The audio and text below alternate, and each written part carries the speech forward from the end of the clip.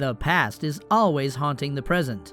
Sometimes two people have to fall apart in order to realize how much they need to fall back with one another. Today's story is actually about something absolutely out of the box. If you are a romance genre fan, you'll certainly feel that love is in the air while watching this video.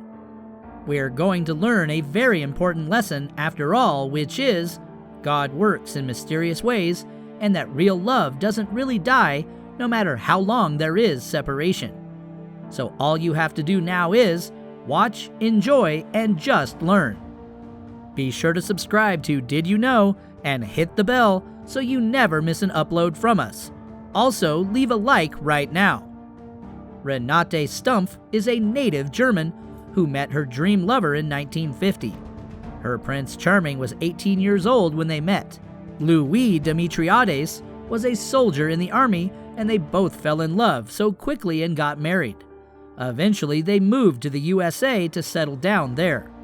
They had 3 children, but unfortunately their marriage broke down and they fell apart. Renate explained to ABC News how their relationship started. Renate used to work in the kitchen at the army base when Louis was a soldier. He asked her to make him a hamburger and he immediately liked her. Love had been in the air since that moment, and then they got happily married. However, they went through a number of arguments and endless quarrels, which made their marriage much more complicated. They had financial problems, and Renate complained that she could not communicate in English, and it even got worse, for they started arguing about every little thing till it became no longer bearable, according to Renate. They got a divorce and each of them moved on. Renate moved and got married later on, as well as Louis, who moved to Memphis, Tennessee. But fate played its role, for Renate's husband and Louis' wife both passed away. Thus, Louis started thinking and wanting Renate back. He contacted his daughter on Facebook in order to connect him with Renate or tell him where he can find her. Louis then contacted Walmart, where Renate worked, and they both set a date to meet. On the meeting, Renate admits that they both smiled genuinely and knew they still loved each other. That love has never passed. A sentence said by her that foreshadowed what would happen next between them. In 2015, Louis took it a bit far by driving all the way from Memphis to Fort Smith.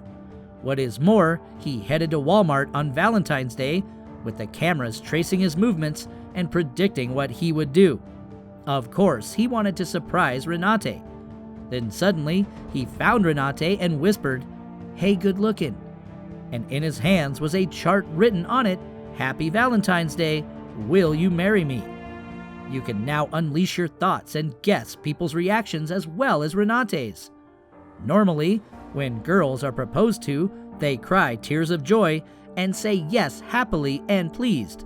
However, Renate was so accurate in her answer, "Yes, but not today."